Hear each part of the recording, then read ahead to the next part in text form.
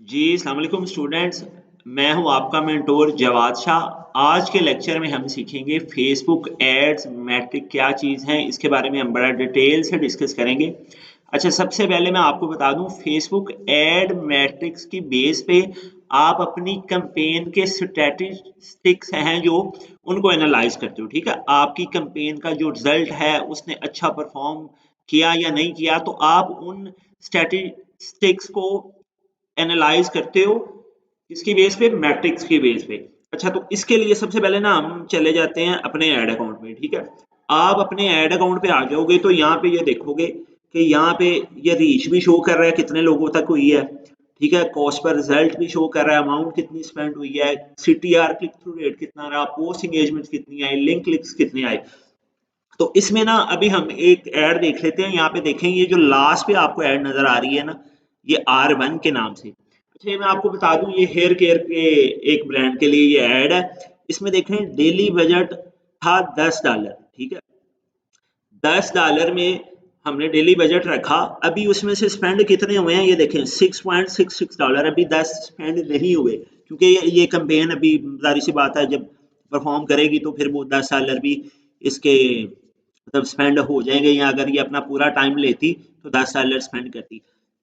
अच्छा, इसमें हुआ क्या कि $6.66 स्पेंड हुए और 517 लोगों ने मैसेज किया। ठीक है, और कॉस्ट पर रिजल्ट मतलब कॉस्ट पर मैसेज यहाँ पे कितनी आ रही है, 0.01, मतलब ये 2 से 3 रुपए के दरमियान बनती है। ये डॉलर वाला अकाउंट है तो इसलिए ये डॉलर में शो कर रहा है।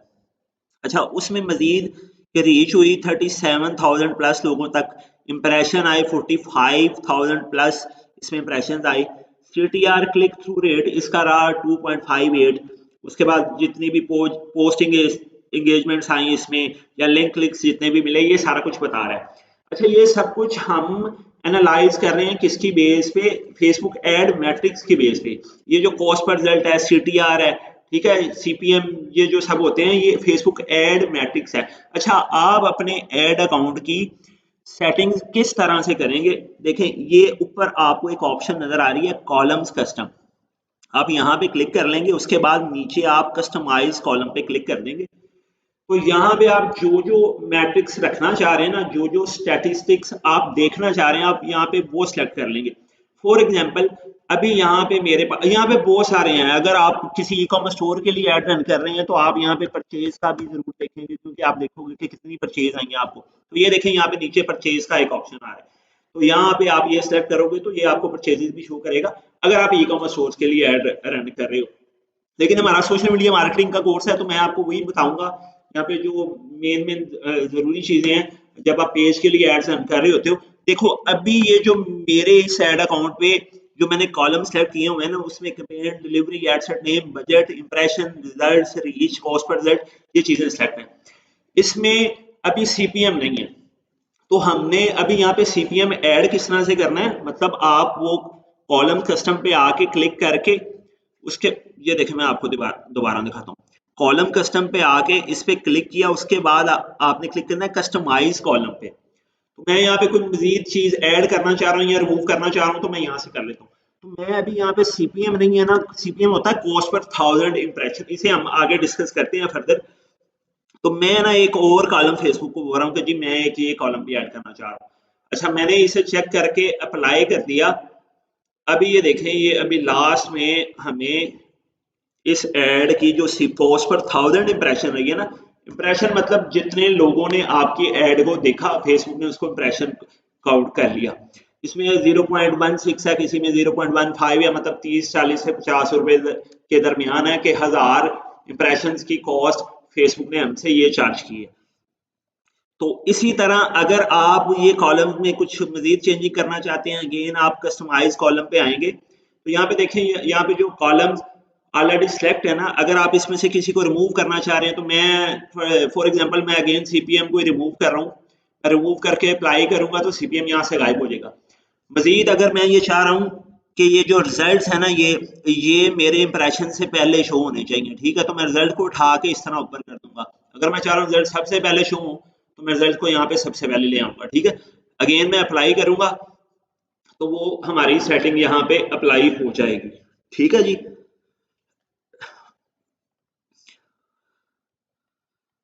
ये देखें, ये मैंने रिजल्ट्स को सबसे पहले किया, अभी ये रिजल्ट हमें सबसे पहले यहाँ पे शो कर रहा है, ठीक है। अच्छा, उसके बाद एक और है R1 के ऊपर, ये देखें, ये क्लोथिंग ब्रांड के लिए कैंपेन है, इसका भी $10 बजट था।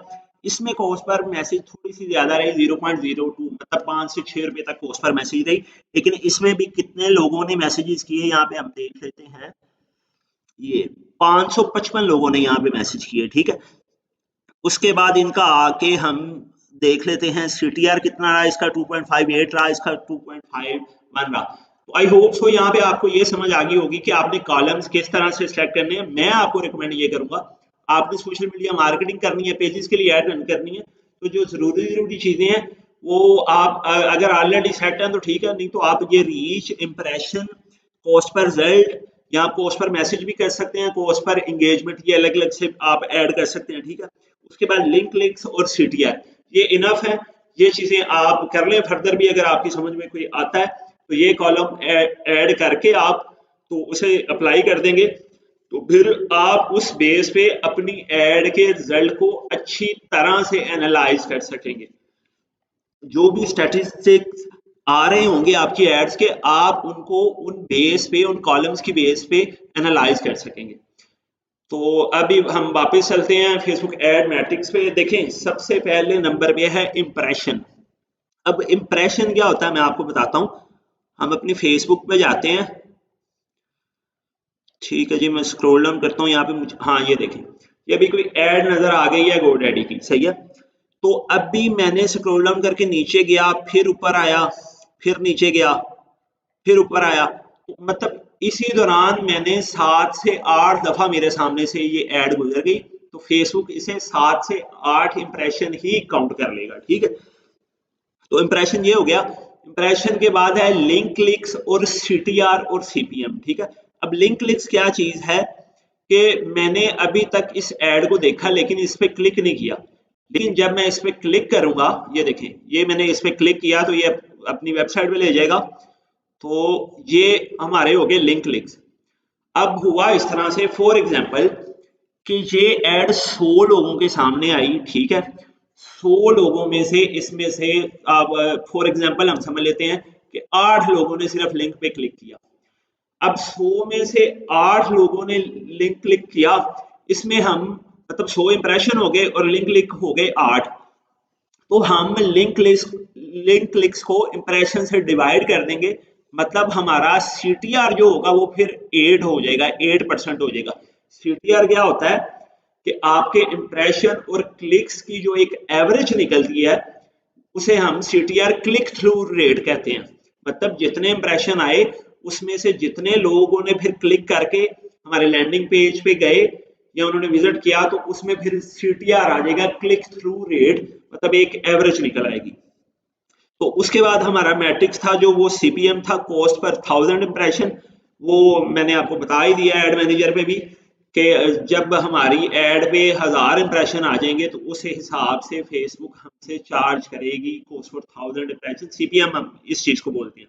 अच्छा, ये टर्म इसलिए मैं बता रहा हूँ ताकि आप लोग पढ़ो, बड़े मार्केटर्स ये यूज करते हैं या कुछ क्लाइंट्स भी जिनको पता होता है, तो जब भी वो ये वर्ड यूज करें तो आपको इनका पता हो, क्लाइंट को ये ना लगे कि ये बंदा नॉन प्रोफेशनल है, इसे तो खुद कुछ नहीं पता। अच्छा, उसके बाद CPC या कॉस्ट पर क्लिक है, ठीक है, हमने क्लिक किया, उस हिसाब से फेसबुक ने हमसे क्या चार्ज किया, रीच है कि जितने भी लोगों तक हमारी ऐड पहुंची है, ठीक है। कॉस्ट पर मैसेज है कि हमें एक मैसेज की क्या कॉस्ट पर है, फेसबुक हमसे क्या चार्ज कर रहा है। उसके बाद है ROAS, return on ad spend. अच्छा, ये आप लोगों की असाइनमेंट भी है, आप इन सब ये जो भी मैंने मैट्रिक्स लिखे हुए हैं ना, इनकी शॉर्ट फॉर्म, क्योंकि ये यूज होती हैं, आप इनको डिटेल से बताएंगे कि इनका मतलब क्या है।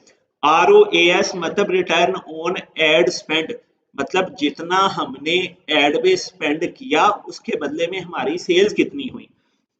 फॉर एग्जांपल, हमने एड पे स्पेंड किया 20,000, ठीक है, लेकिन हमारी जो सेल्स हुई वो अगर 1 लाख की हो गई तो ROAS हमारा कितना रहा, ROAS यहाँ पे हमारा 5 रहा, क्योंकि जितना हमने स्पेंड किया एड पे उसका 5 टाइम प्लस हमें सेल्स हुई, मतलब 20,000 का 5 टाइम प्लस करें तो वो 1 लाख बनता है ना, तो ROAS यहाँ पे हमारा रहा 5।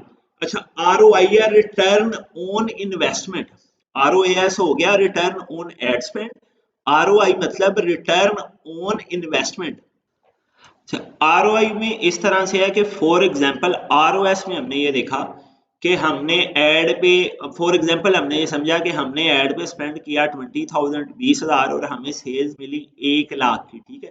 तो ROS का तो ये है ना कि आपको जितनी सेल्स मिली उस पे आपका जो टोटल एड बजट स्पेंड हुआ आप उससे उसको डिवाइड कर देंगे। मतलब 1 लाख आपको सेल्स आई, आपका एड बजट जो स्पेंड हुआ वो 20,000 है, आप 1 लाख को 20,000 से डिवाइड कर देंगे तो ये 5 आ जाएगा। ROS हमारा रहा 5।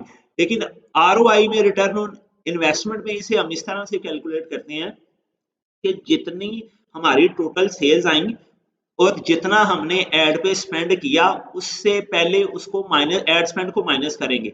फॉर एग्जांपल हमारी सेल्स आई 1 लाख, हमने एड पे स्पेंड हो गया हमारा 20,000, हम 1 लाख से पहले 20,000 को माइनस कर देंगे, ये बन जाएगा 80,000 80,000। फिर इसके माइनस करके जो अमाउंट बचेगी उस पे फिर हम डिवाइड कर देंगे जितना हमने एड पे स्पेंड किया।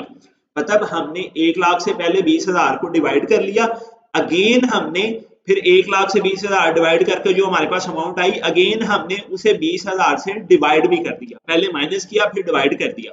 तो 80,000 को आप 20,000 से डिवाइड करेंगे तो ROI है जो आपका वो 4 होगा। मतलब सेम ही कंडीशन है, लेकिन इसीलिए बोलते हैं कि ROI पे भी आपको ध्यान देना चाहिए। मोस्टली मार्केटर्स सिर्फ ROAS का ध्यान रखते हैं, लेकिन जो बिजनेस ऑनर है ना उसे फायदा तभी होगा जब उसका ROI प्लस होगा। अभी 20,000 स्पेंड करके अगर 1 लाख की सेल्स आ रही है ना तो ये तो हमने सीधा सीधा सेल से डिवाइड कर दिया एड स्पेंड को, तो हमें 5 ROAS मिल गया। लेकिन उसी कंडीशन में ROI हमें 4 मिला क्योंकि हमने पहले ROI निकालने के लिए हमने पहले सेल में से एड स्पेंड को माइनस करके देन हमने सेल्स को डिवाइड करना होता है एड स्पेंड से, पहले उसमें एड स्पेंड माइनस भी करना होता है। अच्छा, CPP अगर कोई यूज करे आपके सामने वर्ड तो आपको ये पता होना ये कॉस्ट पर परचेज है, CPA तो ये कॉस्ट पर एक्विजिशन है। अच्छा, CPR ये कॉस्ट पर रिजल्ट है, CPR CPA CPP इन सब का एक ही मतलब है, मतलब इनका एक मकसद एक ही है लेकिन टर्म्स अलग अलग यूज होती हैं। CPP है तो कॉस्ट पर परचेज है, CPA है तो कॉस्ट पर एक्विजिशन है, CPR है तो कॉस्ट पर रिजल्ट है।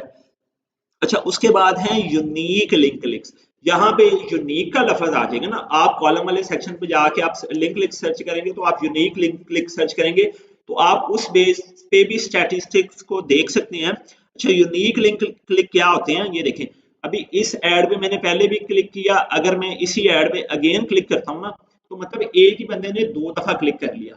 लेकिन जब हम यूनिक लिंक क्लिक्स का मैट्रिक देखेंगे ना तो उसमें सिर्फ वही लिंक क्लिक शो करेगा जिसमें एक बंदे ने एक दफा ही बस क्लिक किया हुआ है, ठीक है। उसमें अगर मैं 2-3 दफा भी क्लिक करता हूँ ना तो यूनिक लिंक क्लिक्स में वो मेरे लिंक क्लिक्स काउंट नहीं करेगा, उसमें मतलब पर पर्सन का पर लिंक क्लिक ही हमें बताएगा। तो ये होता है यूनिक में फर्क। जहाँ पे भी यूनिक लिंक क्लिक्स के अलावा भी अगर आप मैट्रिक्स देखेंगे तो वो उसमें आपको यूनिक CTR भी बता देगा, यूनिक 2 सेकंड वीडियो व्यूज भी बता देगा, मतलब ये फर्दर चीजें भी आप इसमें देख सकते हो। अच्छा, उसके बाद है KPI की परफॉर्मेंस इंडिकेटर। फॉर एग्जांपल मैं आपको बता देता हूँ कि आप अगर वेबसाइट के लिए ऐड रन कर रहे हो तो आप में उसमें आपका इवेंट परचेज है तो परचेज आपका की परफॉर्मेंस इंडिकेटर वहां पे काम कर रहा है।